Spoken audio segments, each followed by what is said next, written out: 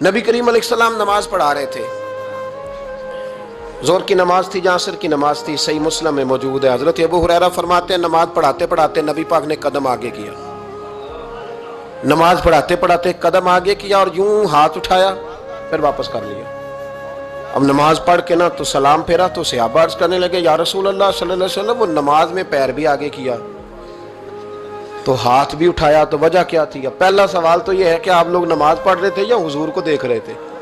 تو صحابہ تو پہلے ہی بتاتے ہیں کہ بھئی ہم تو پہلی صف میں نماز اس لیے پڑھتے تھے کہ نماز بھی ہوتی رہتی تھی اور چپ کے محبوب کی دید بھی ہوتی رہتی تھی۔ حضور سے پوچھا یا رسول اللہ وہ نماز پڑھتے پڑھتے قدم آگے بڑھایا آپ نے تو پھر پیچھے کر لیا، کیا تھا؟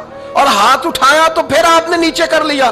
تو نبی کریم فرمانے لگے نماز پڑھاتے پڑھاتے جب میں نے کہا نا سمیع اللہ لمن حمیدہ، اچانک میری نظر اٹھی تو جنت میں چلی گئی، نظر اٹھی تو جنت میں، تیرے لیے 2-4 قدم عرش بری ہے۔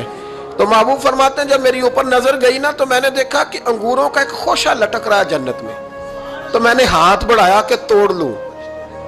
حضور کھڑے ہیں مسجد نبوی میں اور فرماتے ہیں کہ میں یہاں کھڑے ہو کے ہاتھ اونچا کروں تو میرا جنت تک پہنچ جاتا ہے۔